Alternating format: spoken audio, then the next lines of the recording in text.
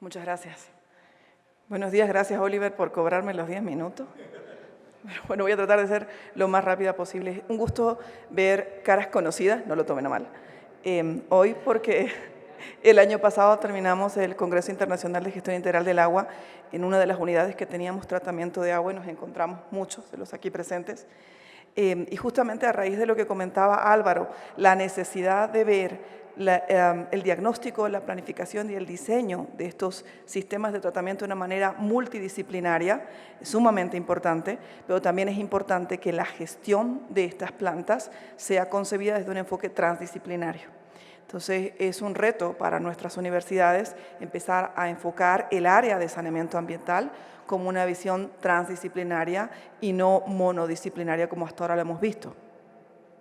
Lo que les voy a presentar es básicamente un resumen de los estudios que hemos realizado dentro del Centro de Investigación de Ciencias Exactas e Ingeniería de la Universidad Católica, en particular en el Grupo de Investigación de Estudios Ambientales, que tiene una línea de investigación que es la gestión integral del agua, en la que estamos trabajando específicamente uno de los componentes que estamos tratando aquí, que es el tratamiento de aguas y PETARS.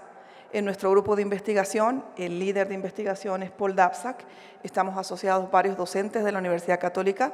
En mi caso, como directora de carrera de Ingeniería Ambiental, yo en realidad participo aquí como investigadora, junto con otros docentes asociados nacionales e internacionales. Bien, ¿cómo surge la necesidad de hacer estos estudios? Hay que ver un poco la historia que tenemos con el río Rocha y por qué la hemos enfatizado. Todos sabemos que el río Rocha, desde sus inicios, cuando empieza a crecer la metrópoli, se convierte en una alcantarilla abierta. Y esta alcantarilla abierta expone las aguas cuenca abajo, en el valle bajo, y es utilizado para riego. Pero ¿es realmente un riesgo? Fue una pregunta que nos hicimos. Entonces basamos estas premisas en 3 estudios que se han realizado sobre la utilización de indicadores biológicos para ver el grado de contaminación del río Rocha. Cuando empezamos estos estudios ya años atrás, el primero de ellos, el 2005, nos mostraba que los niveles de contaminación en los 5 puntos aquí descritos, empezando a la altura de Molino Blanco, ¿sí?, hasta llegar después del río Tamborada, del cruce con el río Tamborada, ya en ese entonces, el 2005, había una calidad regular en estos 3 primeros puntos y mala en los 2 últimos. Pero en los últimos años, según los estudios que se han hecho el 2017, tanto por Flores como por González, que han hecho investigaciones específicas sobre contaminantes y polutantes emergentes, nos muestran que principalmente en los 4 puntos ya la contaminación es de tipo D, ya es, ni siquiera en tipo D, ¿no?, queda en crítico, ya no tiene ni categoría. Solo aquí queda todavía en regular a malo, dependiendo de la época del año en la que se mira. El problema es que estas aguas contribuyen al sistema productivo que tiene la Maica. Y fue ahí donde hicimos entonces nuestro énfasis. En el caso de la Maica, se han realizado 2 investigaciones el año pasado, junto con nuestro grupo de investigación. Uno que es el efecto de la calidad del agua residual utilizada en el riego sobre el cultivo forrajero, porque sabemos que la Maica tiene un potencial forrajero para producción agropecuaria lechera. Y la segunda es la de ríos, que hace una evaluación de riesgos toxicológicos del ganado que consume el agua, que puede ser de pozos, por si acaso no es del río directamente, sino que puede haber una percolación, infiltración de contaminantes y que pueden haber una surgencia de ellos en los pozos subterráneos, que es con lo que alimentan al ganado.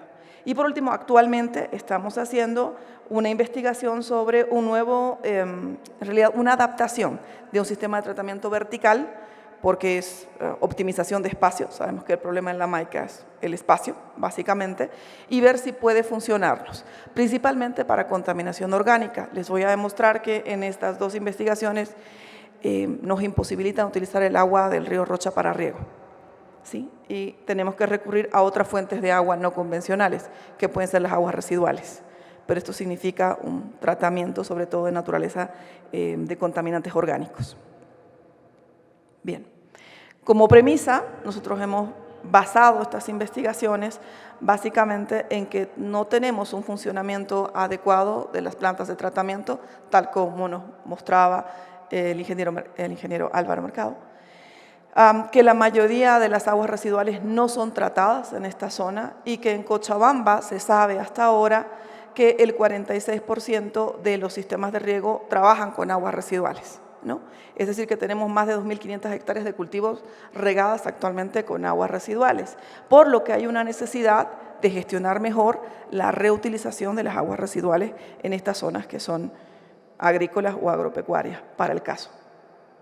A partir de eso, obviamente, nuestra segunda premisa es que si bien hay que reutilizar las aguas, nuestra mayor dificultad es la calidad que debe tener el agua una vez tratada para que sea considerada para riego. Es posible. Bajo eso, lo que hicimos fue hacer un diagnóstico preliminar en el caso de la Maica y determinar el trabajo básicamente con el sindicato que estuvo más abierto a la posibilidad de estas investigaciones, que ustedes saben que mucho dependemos de la relación social con la que podamos trabajar, y en este caso fue con el sindicato de la Maica Central, y básicamente la primera investigación realizada por Libertad Catacora fue revisar en qué medida ellos estaban utilizando las aguas residuales y qué impacto tienen sobre sus cultivos forrajeros. Para eso nos basamos obviamente en el desconocimiento que había del impacto que podía tener esta reutilización. Me estoy apurando por si acaso. Bien, obviamente teníamos preguntas de investigación y en el caso de Libertad estábamos centrados en el efecto de la calidad del agua residual reutilizada para riego sobre el suelo y un cultivo experimental, porque aquí sí, obviamente pueden haber N.000 factores que puedan condicionar la respuesta del forraje y por lo tanto teníamos que hacer un diseño experimental para poder verificarlo. Este, que se basó en bloques al azar, fue realizado en parcelas con, sin agua residual, con agua de lluvia y con la combinación de los mismos, partiendo de ese diseño. Perdón que me apure, pero es porque tengo 10 minutos. Sigo entonces. Una vez hecho el diagnóstico con encuestas, entrevistas, basado con la población, hemos llegado a la conclusión de que las fuentes de agua de riego más utilizadas en la Maica, fíjense, es complicado, el 94% es por la Angostura y luego me dice el río Rocha el 60%. No suman el 100%. No, obviamente, porque el río Rocha es utilizado cuando está disponible, pero cuando hay época seca y se restringe la mitad de la Angostura, entonces tienen que acudir a las aguas que quedan en el río Rocha. Sí, la frecuencia de uso de la Angostura es 2 a 3 veces al año y la frecuencia de riego normalmente puede ser hasta 4 veces al año. Es decir, que la frecuencia de uso también es incidente en el estudio. Respecto a la percepción de la salinidad, la población indica en gran medida que observó salinidad en sus tierras y eso se puede ver a simple vista por afloramientos salinos. Lo mismo pasa con los cultivos en la zona. Sabemos que lo principal es la utilización del pasto forrajero, Lolium, para que puedan tener las vacas, ¿no? La alfalfa ha bajado muchísimo su productividad en la zona, al igual que el maíz. Bien, la clasificación de la salinidad, que también la hemos estudiado para la zona, nos demuestra que en el caso del agua residual, obviamente los contaminantes, la presencia de metales y de compuestos en las aguas son mucho más elevados que en el caso de aguas de lluvia, ¿no? Y que están en un carácter que ya se puede considerar como una condición severa. Es decir, que el agua residual no es apta para uso agrícola, básicamente porque la conductividad eléctrica y porque la relación de absorción de sodio es muy altamente salina. Esto imposibilita a la larga una sostenibilidad de la producción, obviamente por agotamiento y dificultades en la infiltración del agua para disposición de los cultivos. Y por supuesto también hemos visto que la cantidad de cloro y boro generan niveles tóxicos para cultivos sensibles. Y además, hemos verificado que hay riesgo de parásitos de giardias y de otros parásitos asociados a las aguas residuales que se utilizan en el cultivo. Ya tratando de averiguar cuáles podrían ser las consecuencias sobre el suelo, nos están demostrando entonces que hay realmente bastantes riesgos, principalmente por la presencia de boro en el suelo, la baja disponibilidad de cloro y obviamente en el caso de los fosfatos más bien es positiva, ¿no? Porque tanto fosfatos como nitratos nos van a dar como consecuencia un crecimiento significativo. Sin embargo, en la presencia de cadmio y zinc nos revelan que esto sí puede tener riesgos, pues la incidencia todavía permanece en la fijación de los cultivos mismos. En términos de la utilización, si uno compara el que ha sido regado, los cultivos regados con aguas residuales, obviamente el crecimiento es mayor, pero eso tiene que ver con obviamente con los nutrientes, fosfatos y nitratos. Sin embargo, con el tiempo se pudo verificar que esos cultivos que crecen más rápido también presentan más necrosis y defoliación. Es decir, que en algún momento estos contaminantes están siendo transferidos a la planta y están dificultando su sostenibilidad en crecimiento. Con estos estudios en realidad es que nosotros podemos ver que hay un efecto a corto plazo, principalmente porque uno de los metales más presentes en las aguas del río Rocha es el aluminio y es permanente la presencia de aluminio a lo largo del año, como también a corto plazo, básicamente por los riesgos que podrían haber. Bien, con esas investigaciones hemos visto entonces que hay un potencial acumulador en el pasto forrajero, principalmente, y si bien el zinc no es de alto riesgo, pero está presente, y el cadmio, que sería el elemento más sensible. Por lo tanto, consideramos que no es apto para riego el uso del agua del río Rocha y que necesita tener varias condiciones de tratamiento. Esto nos hace pensar nuevamente en lo que acaba de hablar Álvaro, de que cuando uno determina un sistema de tratamiento no puede basarse solamente en el volumen que debe tratar, sino en las características de lo que viene y en qué se va a utilizar. Eso nos va a hacer variar significativamente el tren con el que queremos tratar y sobre todo los procesos que tenemos que utilizar, y en muchos casos nos hará investigar incluso operaciones unitarias dentro del proceso que queremos utilizar. Más cuando los contaminantes, en este caso de trazas metálicas, pueden tener mayor incidencia, ¿no? Tenemos varias dudas todavía. Estas dudas tienen que ver tanto con el ganado como con la salud pública.